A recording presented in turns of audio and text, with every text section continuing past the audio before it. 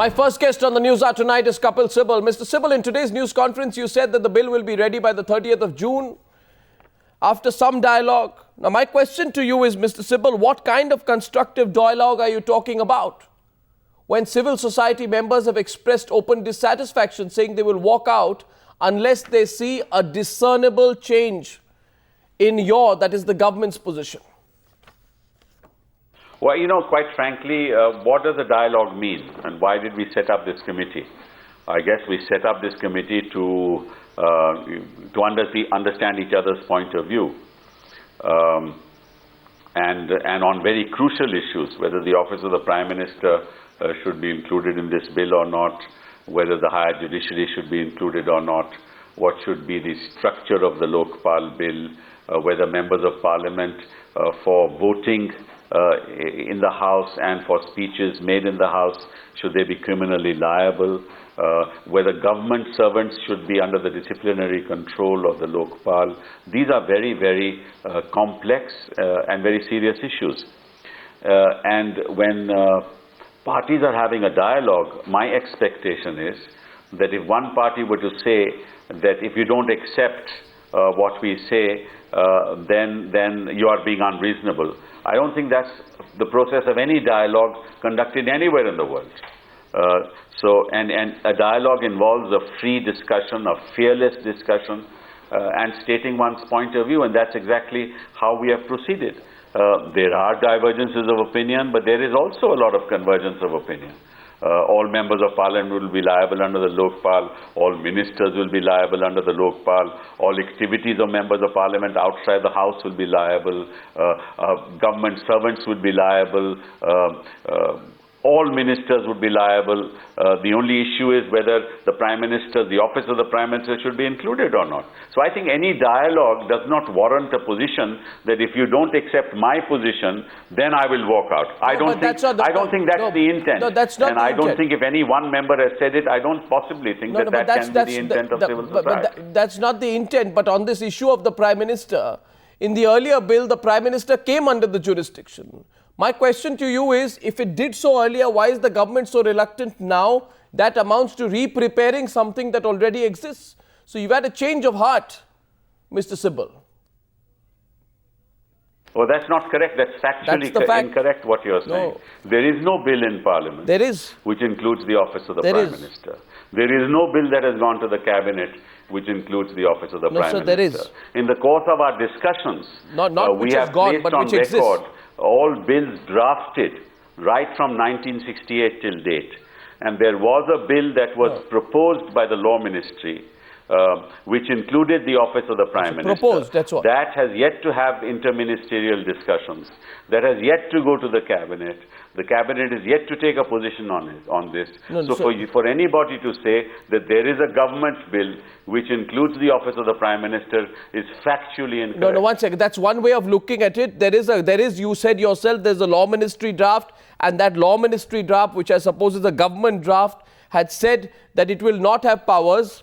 The Lokpal will not have powers to deal with any case of corruption against the Prime Minister, which deal with foreign affairs, security and defense, presuming therefore that all the other matters come under the purview of the Lokpal. That's what has been said, Mr. Sibal. I'm quoting from what the Law Ministry said. No. That's, as I said, that is the proposed legislation drafted by the Ministry of Law, which has not received interministerial consultations, which has not gone to the Cabinet, and even that proposed draft legislation of the Ministry of Law doesn't say that the office of the Prime Minister will be liable. It has conditionalities. No, but only those three conditionalities. But that's not the view of the government.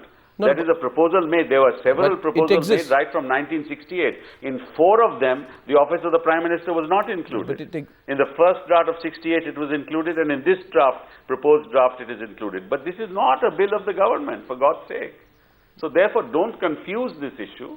There is no bill of the government, and it doesn't mean that we have expressed our view that, look, personal view. This is not the view of the government, because as ministers sitting in the drafting committee, that's our personal view. No, but the law ministry once view. we come to render a particular opinion, then the proposed draft will go to the cabinet, and the government will take a position. Once the government takes a position, then it's the government's view. But it's a law ministry view. We're in the process of discussion. No, but it's a law ministry view, and the law ministry is on the committee. It's a law ministry view, and the law minister is on the committee. Now, yesterday you also said that the government's concern was to save high officers from being hobbled by motivated charges.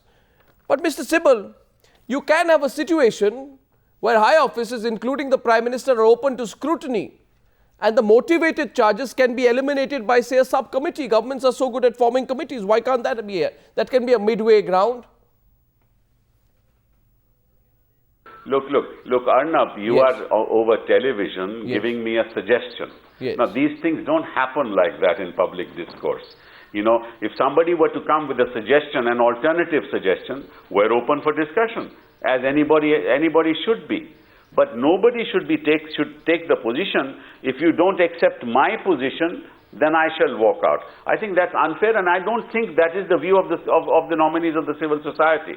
Someone may have said it off the cuff, but I seriously don't think, because we've had a very constructive dialogue. We've had 5 very, very constructive meetings, and we are moving forward, and we hope to finish this exercise soon. In the process, of course, there will be differences of opinion, as there should be. No, it's not an off-the-cuff remark, Mr. Sibal.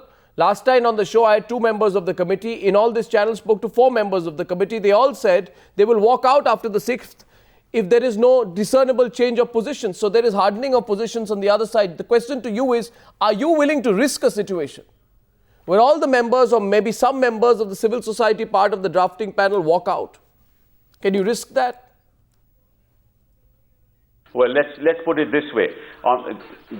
Going back to your question on whether the office of the Prime Minister should be included or not, you have eminent personalities like Justice J.S. Verma, Justice Venkat Chalaiya, who are taking the position that, I know Justice Verma has that position.